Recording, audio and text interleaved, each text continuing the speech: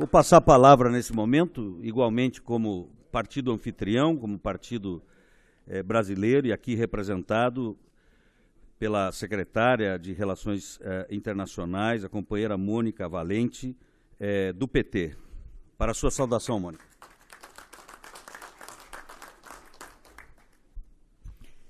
Muito bom dia, companheiros e companheiras. Eu queria saudar os participantes da mesa, na pessoa do presidente Carlos Siqueira, a todos, e cumprimentá-lo pela realização da reunião da Coordenadora Socialista Latino-Americana, nessa cidade tão maravilhosa que é o Rio de Janeiro. Cumprimentar as mulheres, na pessoa da companheira Estela Moleiro, do Partido Socialista Argentino, e todas as companheiras aqui presentes e os companheiros também aqui presentes. Eu queria estender um forte abraço também a todos aqui, aos partidos políticos que fazem parte, assim como nós do PT e do PSB, aqui da Coordenadora Socialista Latino-Americana, muitos dos quais também participam do Foro de São Paulo. Desde 84, quando em Lima se realizou o primeiro seminário de reflexão ideológica que deu origem ao documento de Lima, que é, de certa maneira, precursor da ideia da Coordenadora Socialista Latino-Americana, e mais tarde, em 86, em Montevidéu, durante a primeira conferência política, a Coordenadora Socialista agregou reflexões muito importantes e fundamentais para a nossa região latino-americana. Por exemplo, o tema, já naquela época, do socialismo e da democracia na América Latina, o tema da solidariedade internacional, o tema do meio ambiente, da dívida externa, e também, já em 1990, na Conferência de Santiago do Chile, a Coordenadora Socialista Latino-Americana ela começa a desenhar ações comuns nos espaços regionais. Ações essas que nós podemos considerar como ações precursoras da estratégia de fomentar a integração regional como uma resposta política e econômica aos desafios da transnacionalização do capital e da globalização da economia mundial. Não é necessário comentar, todos aqui sabemos, que a conjuntura da crise mundial que nós vivemos atualmente, todos nós aqui sabemos que ela chegou bastante fortemente no nosso continente, refletida principalmente pela queda das nossas exportações e a redução da liquidez internacional dos financiamentos. Não é sem razão que as grandes potências estão se aproveitando dessas dificuldades para tentar impor aos nossos países, aos países em desenvolvimento, acordos em benefício das empresas multinacionais, como o TPP, como a TISA, e acordos bilaterais de livre comércio. No entanto, os nossos partidos, seja no governo, seja não estando no governo, têm resistido a esse assédio aqui na América Latina, e onde nós governamos, nós tivemos um sucesso importante na construção de políticas anticíclicas, políticas de combate à pobreza, políticas de inclusão social e também esforços na melhoria dos serviços públicos nos setores da educação e da saúde. Hoje as nossas dificuldades aumentaram, o que nos coloca maiores e mais complexos e novos desafios para nós, os partidos de esquerda, que aqui nos encontramos para enfrentar essa conjuntura de crise mundial e de disputa política de hegemonia, sem colocar em risco os avanços que nós alcançamos até aqui a duras penas. Ao contrário de outras partes do mundo, a nossa região ela segue sendo um exemplo de políticas alternativas ao neoliberalismo, com uma grande diversidade de modelos econômicos e projetos autônomos de integração regional. Sem embargo, nós sofremos um constante ataque das forças conservadoras que tentam nos fazer adotar políticas, de novo, políticas neoliberais vigentes nos anos 90 e que tanto custou a nossos países econômica e socialmente. Nos processos eleitorais realizados durante 2013 e 2014 na nossa região, nós temos visto a reafirmação da preferência pela soberania regional, do desenvolvimento sustentado e das políticas de inclusão social. muitos de nossos partidos estão em governos nacionais de diversos países. Mas nós sabemos que ainda há muito para avançar e nós devemos fazer uma reflexão, e esse é um espaço importante, o da coordenadora socialista latino-americana, para essa reflexão, como aprofundar a democracia nos nossos países e melhorar o diálogo com as nossas sociedades. Nesse âmbito do aprofundamento da democracia e do diálogo com as nossas sociedades, nós podemos inserir a temática principal dessa reunião que nós abrimos aqui hoje, que é acerca do combate à corrupção e do aprofundamento da transparência. Nesse sentido, os brasileiros e as brasileiras podem se orgulhar de ações empreendidas no último período, seja pelos governos do presidente Lula e Dilma, seja por iniciativas também do Congresso Nacional. De 2003 para cá, nós tivemos avanços importantes. A criação da Controladoria Geral da União em 2003, no primeiro dia do governo do presidente Lula, para fiscalizar a aplicação dos recursos federais, e desde 2003 vem fiscalizando a Controladoria Geral da União, por sorteio, para evitar favorecimento, a aplicação de verbas federais em mais de 2.200 municípios. Em parceria com a Polícia Federal, a Controladoria e com o Ministério Público, realizou 182 operações especiais em estados e municípios. O Portal da Transparência, que é uma das importantes ações da Controladoria, que foi implementado a partir de 2004, através do qual qualquer pessoa pode ver praticamente em tempo real todas as despesas e pagamentos do governo federal, bastando indicar o nome de quem recebe o pagamento. A punição de maus servidores, por exemplo, a Controladoria Geral da União instituiu em 2005 um sistema de correição do Poder Executivo Federal que acompanha os processos instaurados em cada ministério, garantindo a efetiva apuração e punição. Sim, de 2003 a 2013, mais de 4.500 servidores públicos federais foram exonerados, sendo que 67% deles por algum ato ligado à corrupção. Ao mesmo tempo em que se punem as pessoas, os servidores públicos que cometem atos de corrupção, a Controladoria Geral da União também buscou atuar na outra ponta, que é agir do lado dos corruptores. Então, em 2007, a própria Controladoria passou a atuar na aplicação de sanção às empresas corruptoras, criando o Cadastro Nacional das Empresas Inidôneas e Suspensas, que não podem mais contratar com a administração. Instituiu o pregão eletrônico para compra de bens, produtos e serviços com a ferramenta da internet, que é uma das ferramentas que mais nos favorece do ponto de vista do controle social e da transparência. Além disso, a Advocacia Geral da União também passou a atuar na recuperação das verbas desviadas por atos de corrupção, com índices e verbas retornando aos cofres públicos por ação da Advocacia Geral da União.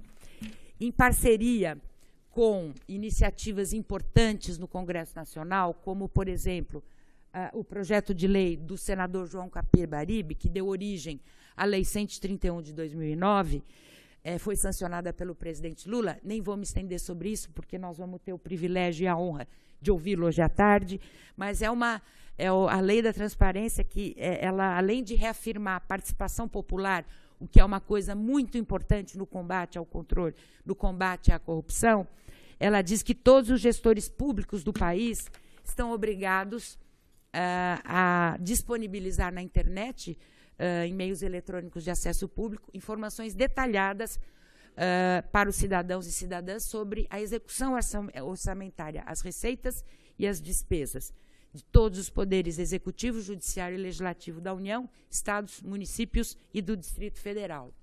Depois nós tivemos um projeto de lei encaminhado pelo presidente Lula em 2009, sancionado pela presidenta Dilma em 2011, que é a Lei de Acesso à Informação. Essa lei, ela busca romper com a cultura do sigilo que imperava no Estado brasileiro, determinando que todas as informações são, em regra, públicas. Também estabeleceu essa lei prazos curtos para a resposta dos pedidos de acesso à informação em dados em formatos abertos.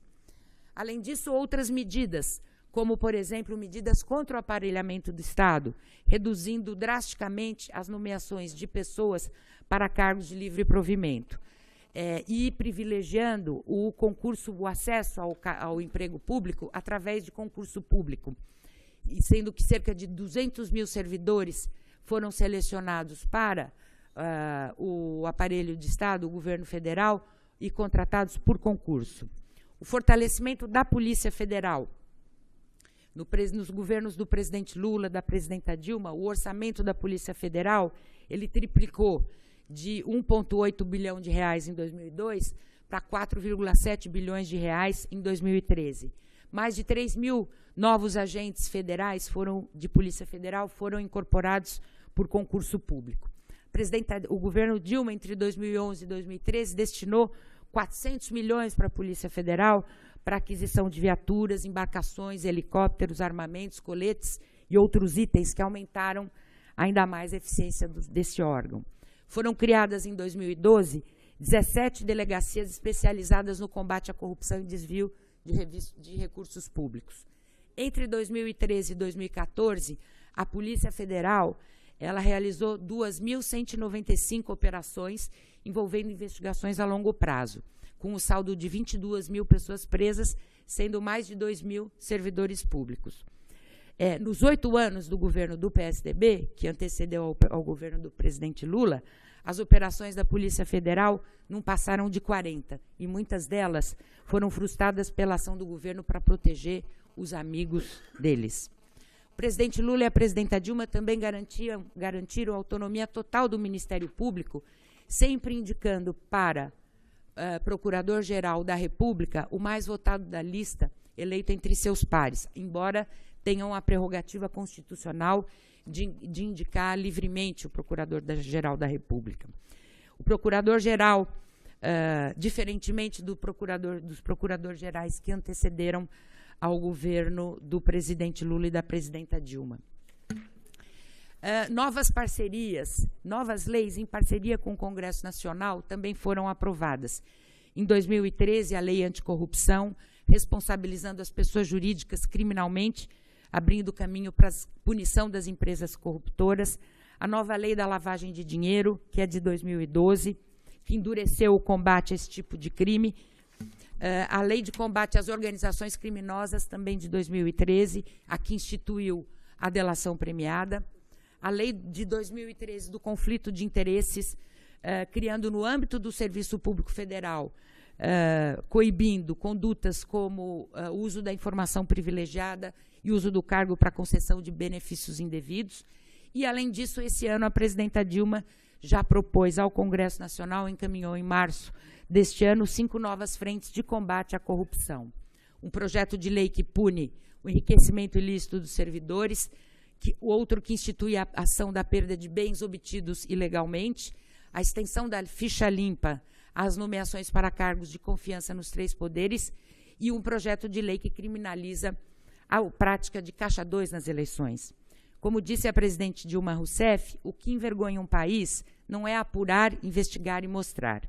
O que pode envergonhar um país é não combater a corrupção, é varrer tudo para baixo do tapete. O Brasil já passou por isso e os brasileiros não aceitam mais a hipocrisia, a covardia ou a conivência.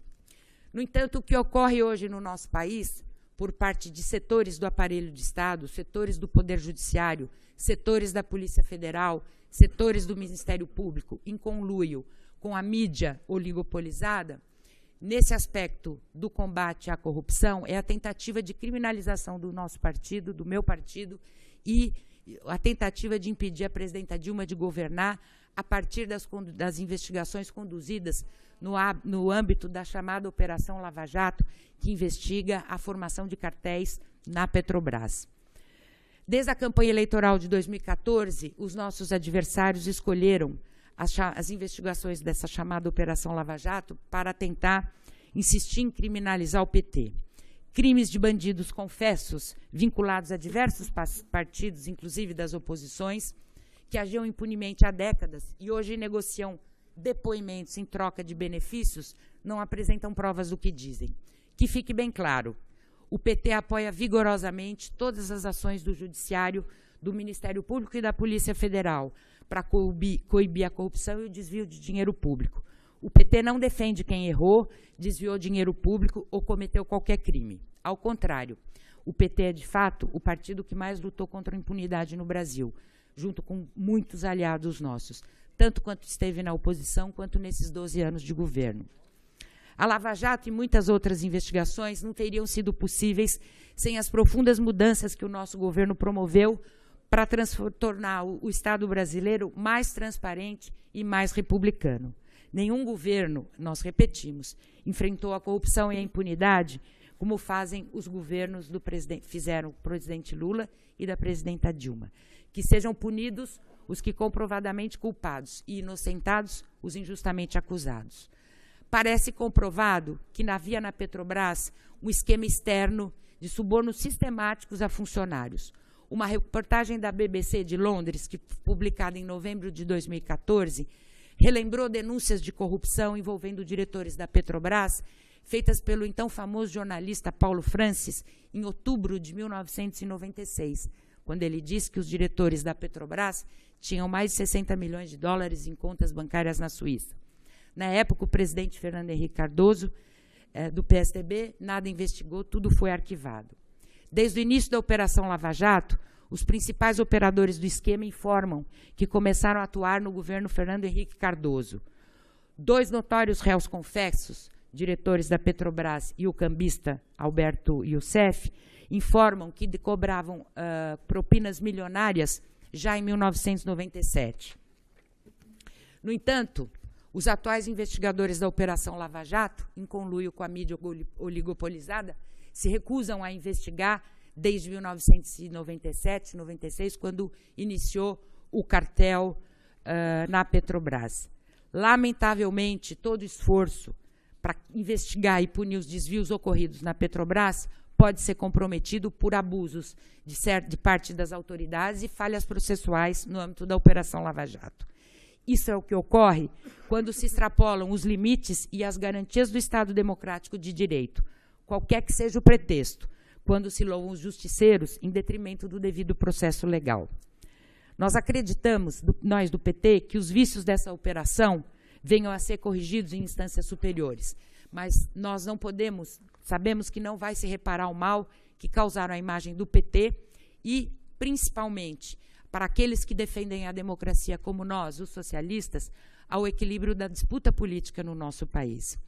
Outra frente de ataque ao partido, em outra frente, dados financeiros das empresas investigadas na Operação Lava Jato vêm sendo manipulados na esfera da justiça eleitoral com o objetivo de criminalizar o financiamento do PT.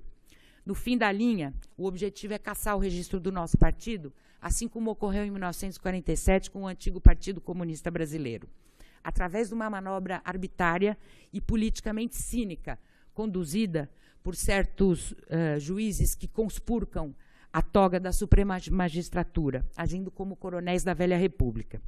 O PT sempre defendeu o financiamento público exclusivo aos partidos e campanhas eleitorais.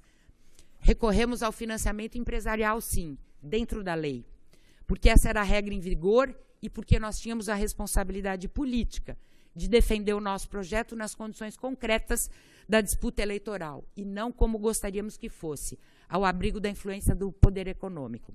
As empresas investigadas que fizeram contribuições ao PT, todas elas registradas conforme a lei, doaram recursos semelhantes a todos os partidos, e até maiores ao PSDB e aos seus candidatos. Fizeram obras e assinaram contratos com os governos estaduais do PSDB. Os mesmos criminosos que tentaram incriminar o PT, que tentam incriminar, apontaram o dedo para o PSDB, mas os cabeças da operação, parte dos investigadores, dizem que isso não vem ao caso. E numa terceira frente, nossos adversários valem-se de um conluio entre a mídia e setores partidarizados do Ministério Público para tentar atingir o ex-presidente Lula. Numa odiosa inversão de valores, Lula está sendo perseguido por ter trabalhado, por exemplo, como nenhum outro, para ampliar a presença do Brasil e das empresas brasileiras ao redor do mundo. Qualquer ex-presidente seria elogiado por atuar assim, mas a imprensa brasileira e seus cúmplices teimam em ver crime nessa atividade. Só não conseguem apontar qual, e as manchetes se sucedem. Essa maneira sistemática, violenta, insultuosa, que essas mentiras vêm sendo difundidas, vem criando um ambiente de ódio, de intolerância e terror, que já resultou em atentados a 3 sedes do PT e ao Instituto Lula. Não deixa dúvidas da tentativa de eliminar o Lula e eliminar o PT. Apesar disso, não tenhamos ilusão. Querem atingir a esquerda como um todo. E, caso se permita, atingirão, ao fim e ao cabo, a própria democracia. Nós, do PT, estamos preparados a esclarecer os fatos, rebater as mentiras e desmascarar as fraudes. Difundir a verdade em todos os espaços onde vamos, em defesa do PT e, principalmente, em defesa da democracia que tanto nos custou conquistar. Por isso, companheiras e companheiros, a discussão desses 2 temas, o combate à corrupção e o aprofundamento da transparência, deve ser acompanhada da discussão das reformas necessárias para que as instituições não somente pareçam republicanas, mas que elas sejam e atuem como republicanas de fato, e não a serviço daqueles que as utilizam para fragilizar a democracia, por um lado, e, por outro lado, para garantir os seus privilégios seculares na sociedade brasileira e no aparelho do Estado. Assim como nós devemos aprofundar a transparência no Poder Executivo e o combate à corrupção, devemos aprofundar a democracia. Sem a reforma do Judiciário e o controle social sobre esse poder, sem o fim do monopólio da mídia e a sua democratização, sem o fim do financiamento empresarial dos partidos políticos e dos processos eleitorais, que finalmente nós conquistamos na Suprema Corte Brasileira há cerca de 2 meses atrás, nós não iremos longe. E tudo o que vai restar ao nosso país é a repetição de tristes episódios do século passado, de um passado não muito distante. Por isso, companheiras e companheiras, essa é uma reflexão importantíssima que nós devemos fazer sobre o combate à corrupção, a ampliação, o aprofundamento da transparência e, principalmente, o aprofundamento das reformas do Estado e da democracia no nosso país, para que a gente, de fato, consiga construir uma sociedade socialista, igualitária, de respeito, de tolerância tolerância entre as pessoas e com pluralidade, respeito à pluralidade. Eu desejo a todos e todas uma excelente e profícua reunião. Muito obrigada pela atenção de vocês.